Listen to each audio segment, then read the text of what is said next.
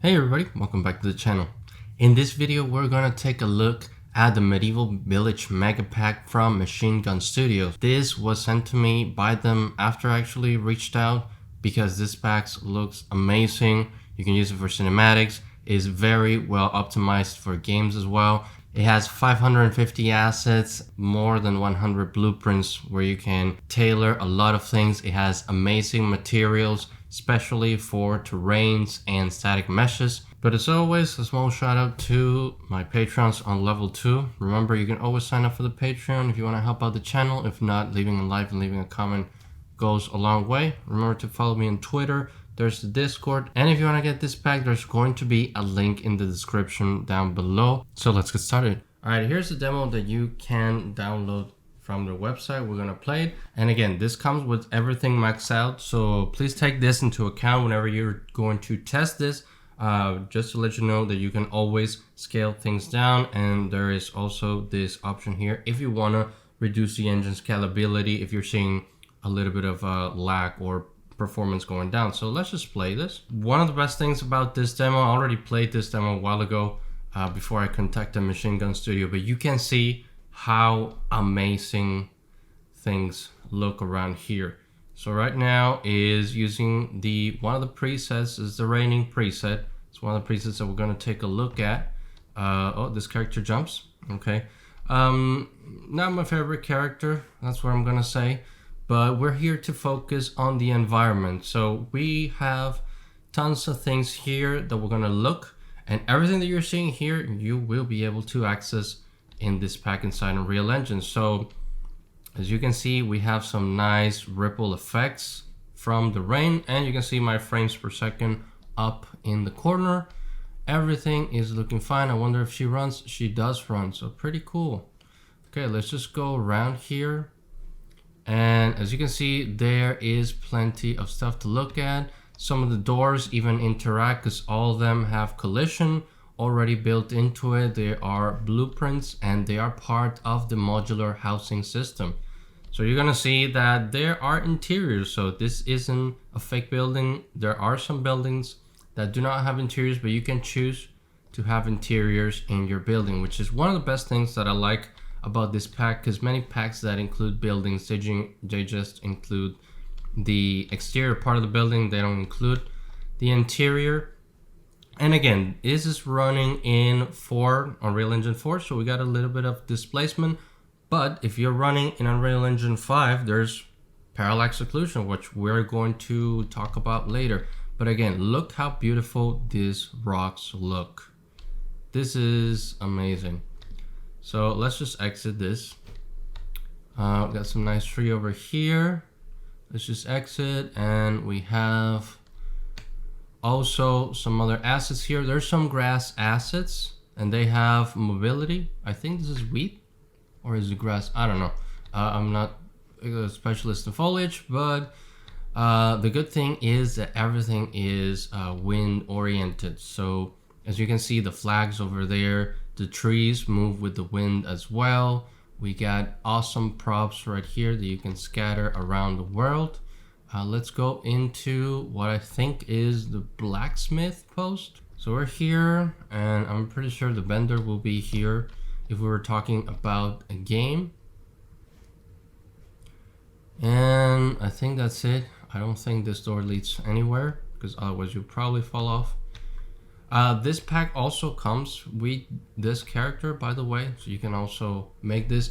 And we're talking a lot about gameplay, but what about cinematics? Well, as you can see, this looks quite nice, and I actually been doing some tweaking there for a short film that I plan to do with this pack, which I'll show you later. But again, I just want to show you the demo, and so you can see how good the demo is. And this is one of the best things about this pack, is the fact that it has a demo. Most pack that you find in Unreal Engine, they do not have this ability. I think the fact that they have a demo is so important, because they do include a lot of things, and I think it's worth the money. But when you see those prices, you want to test the assets out and make sure everything is super high quality, which by this demo, you can see that everything is high quality all around. And like I said in the beginning, I actually reached out to them because I played this demo and I saw this pack was so amazing that I was very happy to showcase them and feature them on my channel, because this is just bananas how good everything looks around here. But let's take a look at the pack inside Unreal Engine. Alright, here we are in Unreal, and this is how the pack behaves. It actually behaves really well, and we have some snowy weather. I'm going to talk about the weather in a little bit. I just wanted to show you how this map looks in the editor. Again, I'm running Unreal Engine 4. We're going to take a look at this in Unreal Engine 5 later in the video, so make sure you stick with that. The cool thing about this is that everything has a description. So you're going to see that for all materials, vertex paint, you're going to see which are the channels are you going to paint.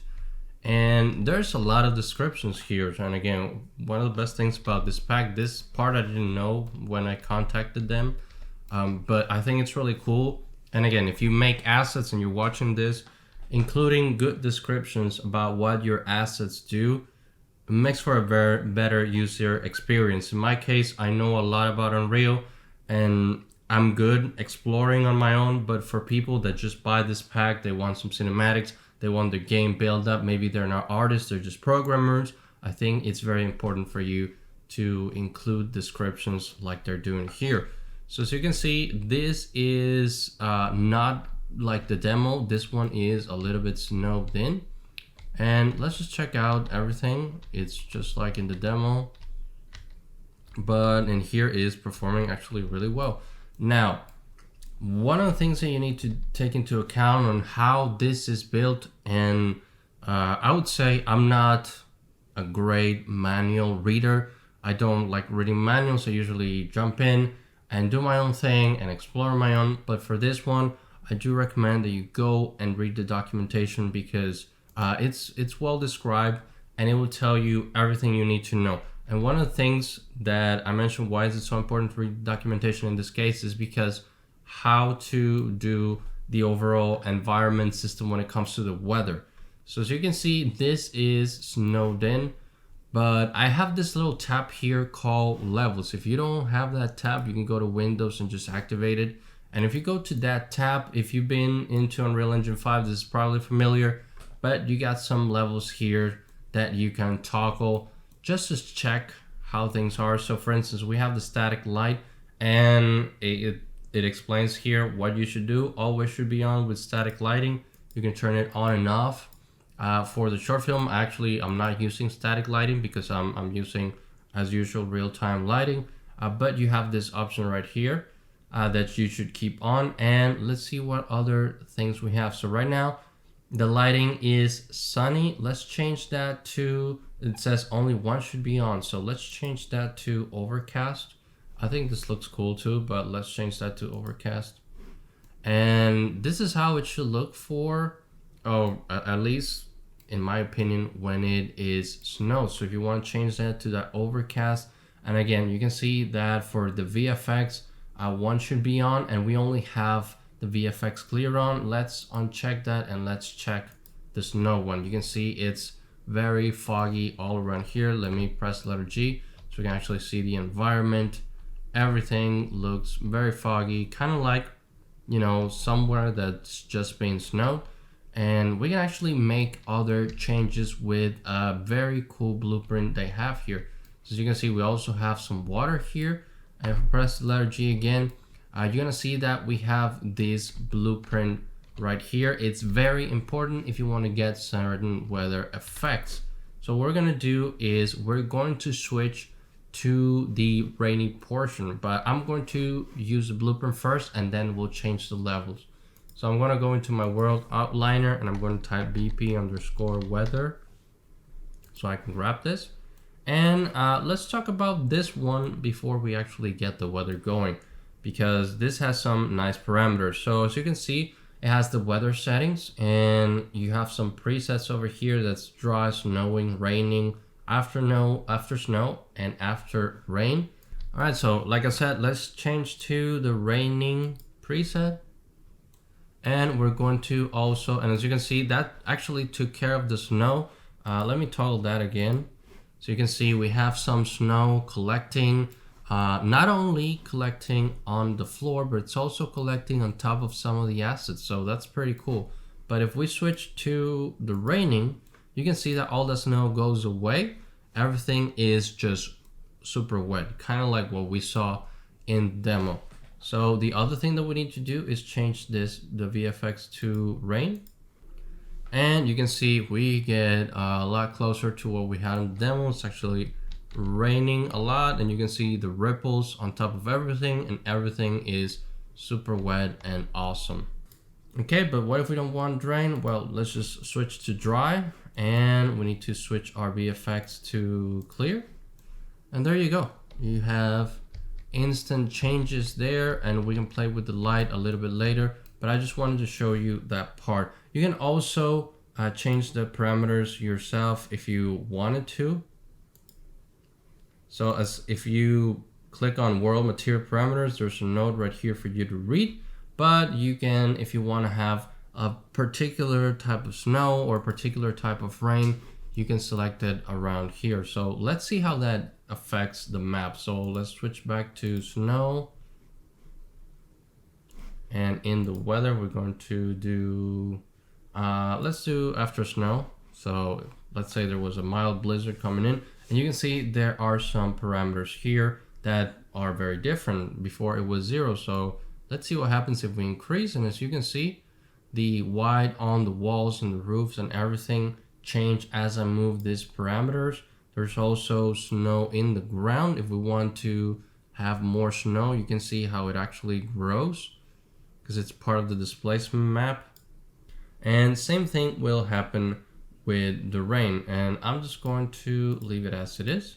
Let's just leave it in the dry preset for now so we don't reduce performance. Now, another thing that I mentioned in the demo is the fact that we are in Unreal Engine 4. And the reason for that is so you guys can see what this has in terms of displacement. If I go into wireframe, you can see that we do have some displacement going on in the landscape. We do have also very high quality tessellated planes over here, but like I said, it's very important with the displacement map. There's also the Parallax Occlusion map, which this has. We're going to talk about that in the Unreal 5 section.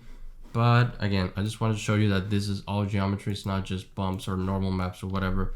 It's full on geometry, which makes you look at those nice rocks. And if you're thinking about it, some of you may be writing this in the comments right now. Yes, you can switch these out to Megascans. If you want to further customize these assets and tailor them to your level, you can actually use these materials and customize them with Megascans and just add whatever Megascans you have. It's really, really cool. Now, this is the blueprint generator for flag catenary. If you wonder what that is, it comes from the Greek catena, which is to chain some flags along between two walls. I'm kidding, of course, that's not true. But let's just see how this works, shall we? So we got some blueprints right here. And one of the things, again, this should be part of reading the instruction manual, but I'm going to show it. You see that it says bake me. The reason why it says bake me is because one of the things I mentioned in the documentation is if you have assets like this, like the housing system, which we're going to see in a second, they're not going to work if you hit play.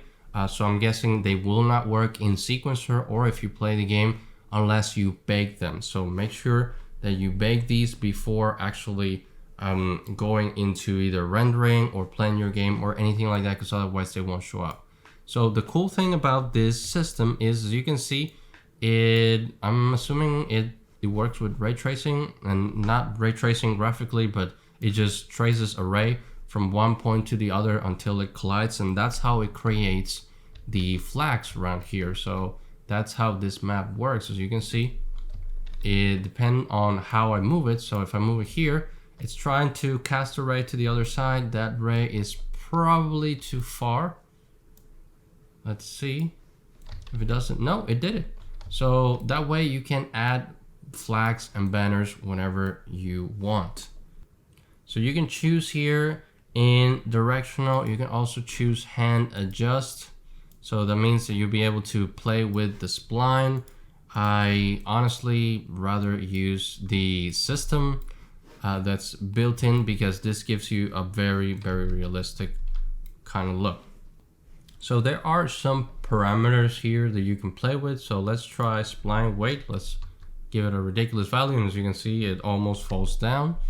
Let's try the shift weight, and again, this would be like if you have something here that's hanging or holding the flags down there. Curvature center tension multiplier. So if we increase this, it's the same as if you pull the Bezier curve outward. So again, this is if you don't want to do it by hand, which again is what I recommend. This directional part, the arrow and everything, it just has to do with how you want this to work. So you can further tweak this in. Again, if you just want these assets so you can do something great and quick, I would not mess with these values, but just so you know that there is that customization right there. So over here, before you bake, you can actually choose how your mesh is going to be. Is it going to be static, stationary? Is it going to be movable? The initial seed, we can change the seed, and it just changed the position of the flags.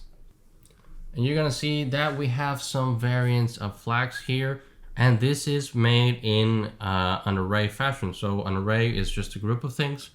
If you want to add more, you can actually add more variations. If you don't want to just have the same kind of flag, you can just introduce more flags in there. We got the scale, where we can just randomize the width and everything.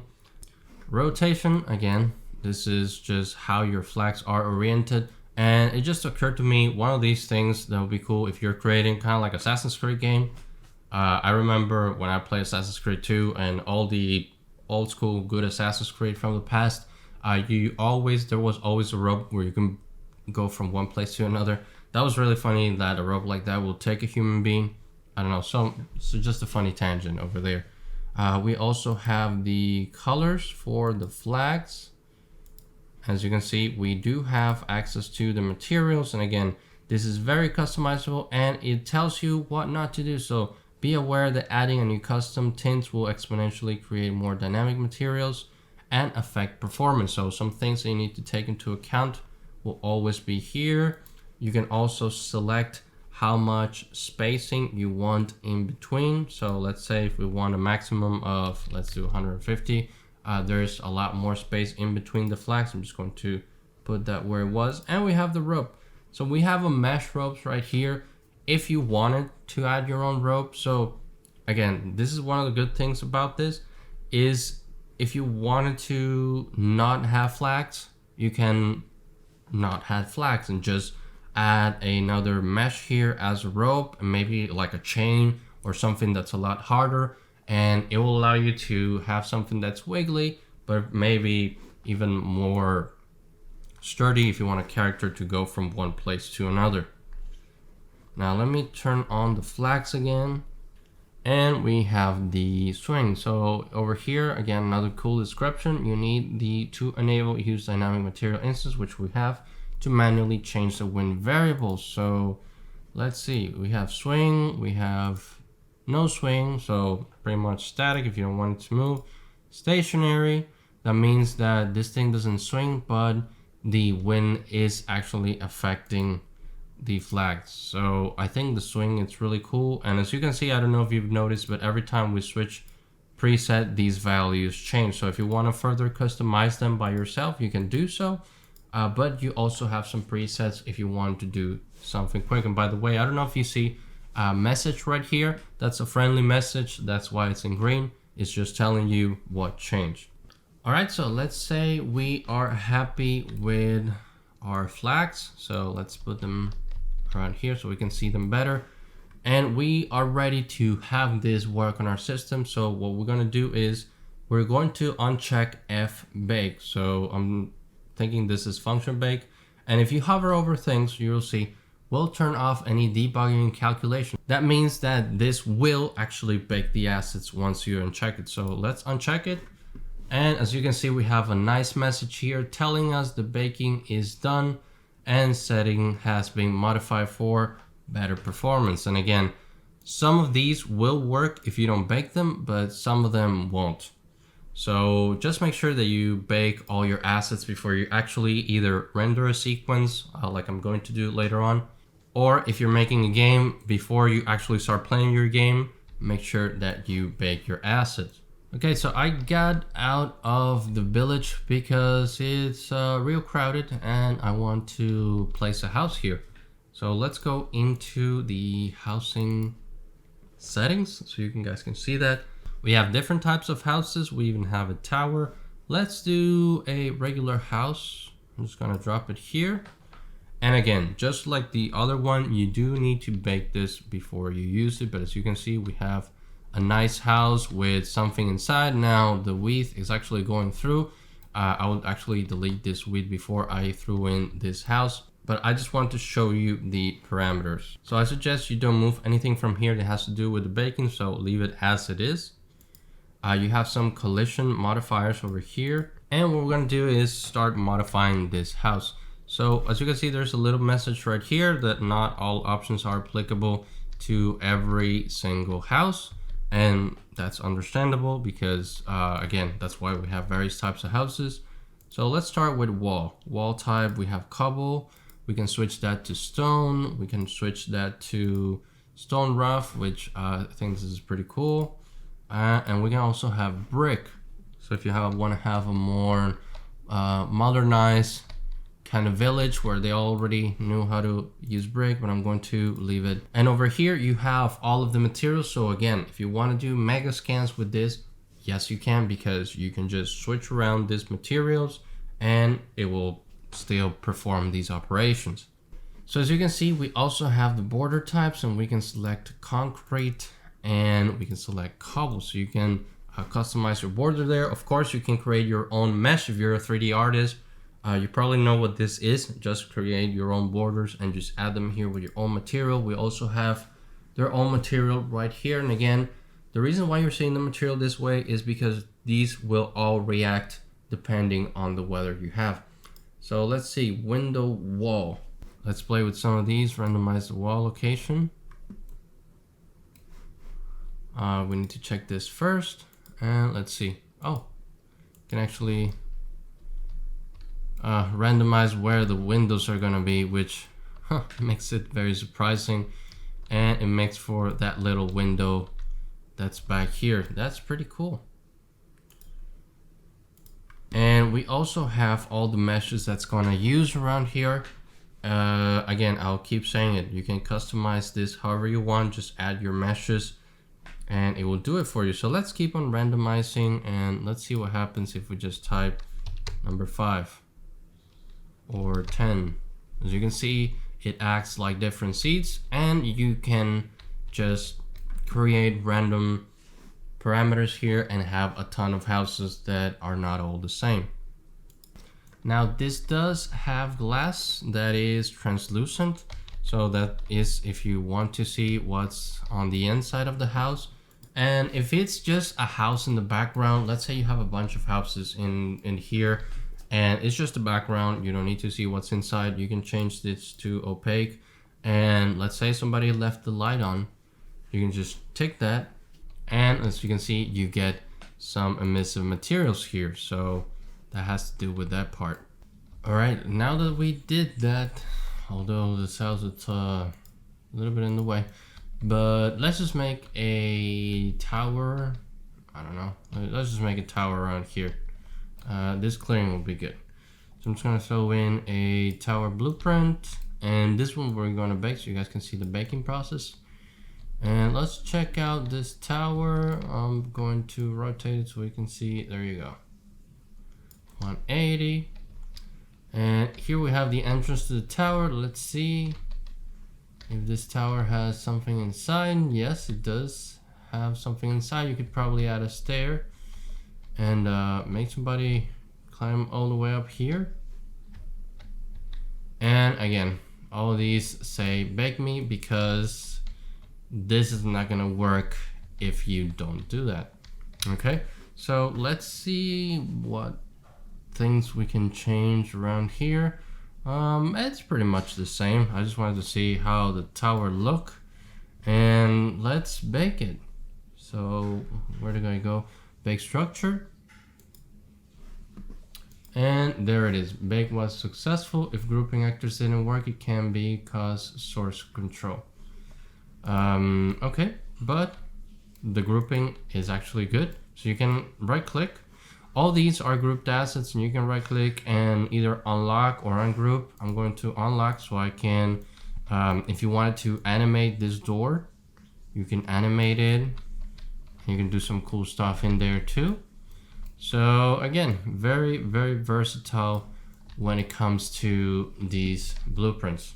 All right, so what I've done is I made a new level, added a landscape, and did a quick sculpt. And the reason why is black, if you watch my videos or if you have been to my channel before, you probably know what this is going on. If not, then all you have to do is go here and assign a weight layer. And you're gonna see that it starts building up. All I wanna do is test out these. So there you go. Slope, puddle, and snow. Okay, so we have our custom map here. Let me check the wireframe. So we do have some displacement and tessellation. As you can see, if you have never used Unreal Engine before, when you do a landscape, by the way, if you're new to this, I highly, highly recommend my beginner tutorials. It's going to be somewhere around here. And if not, it's going to be in the description. But anyways, there's something, it's not in Unreal Engine 5, but in Unreal Engine 4, what we used to have to create better looking terrain was use displacement. So this is more of an optimization tool, which is why I think they are either doing something different or taking it away in Unreal Engine 5 because you have nanite. But what this does is it will allow you to, if you are at this distance, it will diminish the tessellation. If you get closer, it will increase the tessellation. So you get more detail the closer you are to the camera. And if I get out of wireframe, you're gonna see that we do have some nice detail here. So let me go into my paintbrush because it's ridiculously large. Okay, so we have some very mild displacement here, but we do have some good tessellation, which is making this terrain look kind of good. So let's try some grass.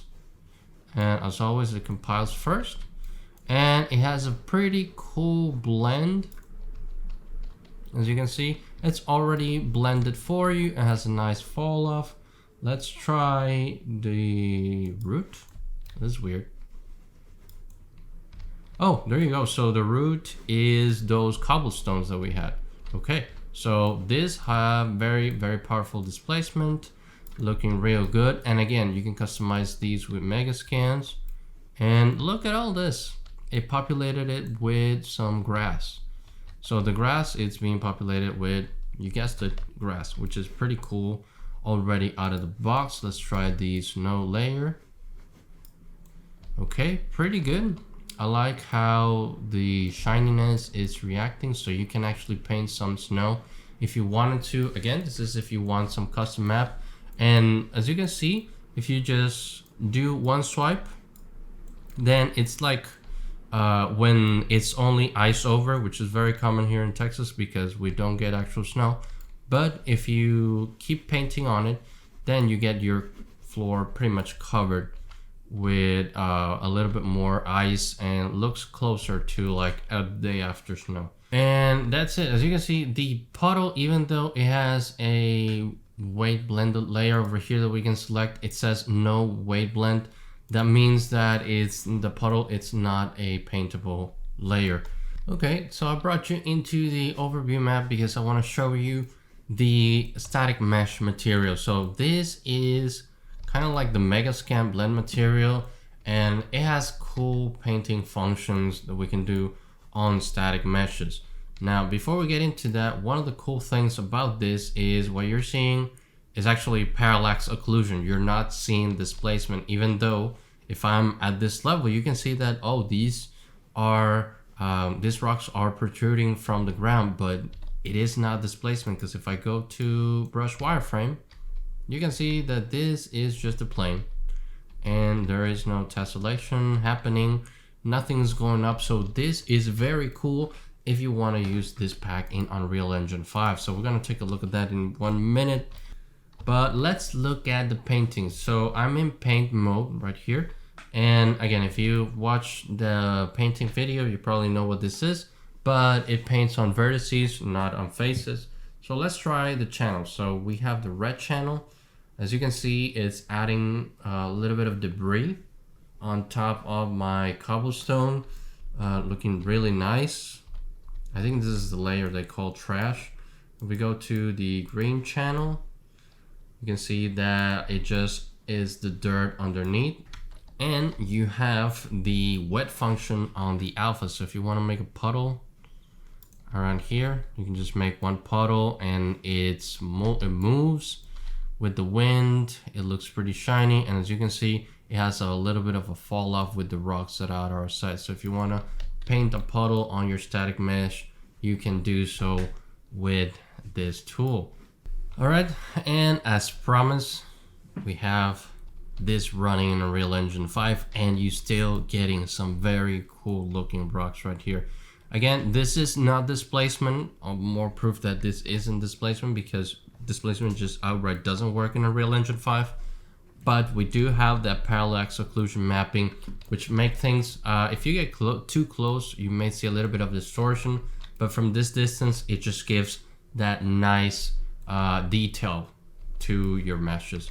And over here, I have this same mesh, only with a Megascan applied. So let's take a look at the material with this test that I did.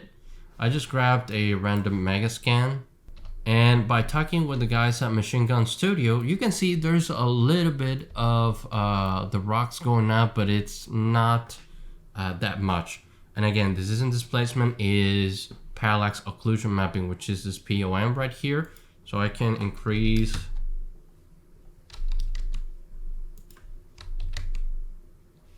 this to 1, and 1 makes it horrible. So it was, I think, 0.02. Let's make it 0.05. And you can see the rocks are protruding out a little bit more. However, this map was not meant to be have as much extruding outwards as these rocks were. However, if you look at it from this position, you can see that there is a lot of detail in this map. And maybe I can just diminish this to 0.035, and that looks a lot better. But as you can see, it works with Megascans as well, and it works in Unreal Engine 5, and we're going to be using this in the coming short films. In case you're wondering how I added the Megascans over here, it's actually super easy. All I did is import a Megascan from Content, Quixel Bridge, and all I did was bring in the textures. You can even use the ORD textures that you get from importing in the Megascans and just plug it in. The only texture that you have to fiddle with it a little bit is the displacement. So you can see that I have something plugged here in height, which goes over here, which is what's giving me my parallax occlusion mapping. One of the things that they told me from Machine Gun Studios is your displacement map has to be really contrasty, otherwise it's just not gonna look well. So if I were to, so as you can see, I have two displacement maps right here. This is the one that came with Megascans. This is the one that I went into Photoshop, played with the levels to give it a little bit more contrast, because otherwise you're gonna have a little bit of trouble trying to get that detail out. It's just the way that it is. But this is just a very fine tweak. Let me know if you want to see a tutorial on that, because it's just a minor thing that we can do really quickly, but I can also show it to you. Let me know in the comments down below if you want to see that. Let's just take a look at other things that we have here in this material. So we have some layers. We do have wetness, which is the alpha, as we saw. There's also some dirt. And we have a macro here, as you can see. So the macro serves to break up the tileability. So if I were to, let's just grab this one again. Okay, so we can look at that macro. If you look closely at this mesh and you see when I move it, you can see that it has like a triplanar texture to it. Triplanar means it's on all the axes, so it doesn't matter how I move it, it's going to just tile and tile forever. It's a seamless texture. It helps with breaking repetition. And again, you can change this texture right here. I think it's very, very useful to have this texture right here and always have this kind of macro here as well. So we have our regular maps. We have some tint, kind of like the Quixel Megascans, so that's super helpful. We also have the roughness if you want to change that. The POM, which we already talked about. And in here we have the other layers, which is pretty much the same as the first layer, just with different textures. And again, you can always customize that. All right, and this is the same village map that I showed you before, only I did a lot of tweaks to the lighting. I added some RTXGI. If you don't know what RTXGI is, NVIDIA's solution to Lumen, which we don't have Lumen here in Unreal Engine 4, but we do have the RTXGI volumes, which allow us to do global illumination just as if we had Lumen. So that's how good that is. And if I turn on, you can see some of the volumes that I have right here. And the reason why this is so dark is actually because I didn't add any volumes back there. That's not gonna be part of the scene, but this is what I use in the intro. So this is some map that I'm developing for the short film. It's pretty much the same map. I just changed the lighting in there, and you can see the lighting in here. It's also pretty different. And I can open the door and you can see some cool effect with the light coming through the door, how it shines, and it's actually dynamic. And it looks very, very cool. It makes this map look really nice. So as you can see, we have a dynamic light coming out through here. Of course, it's just a fake light that I have outside, and here it's just a direct light that's giving me that effect when I open the door. Pretty cool. I also have a nighttime map that I will show you once I finish making the short film. So stay tuned to the channel. Don't forget to subscribe, follow me on Twitter, join the Discord to answer all your questions. Thanks again to Machine Gun Studios for allowing me to have this pack. It's really awesome, so go check them out. There's a link in the description down below. And I'll see you in the next video.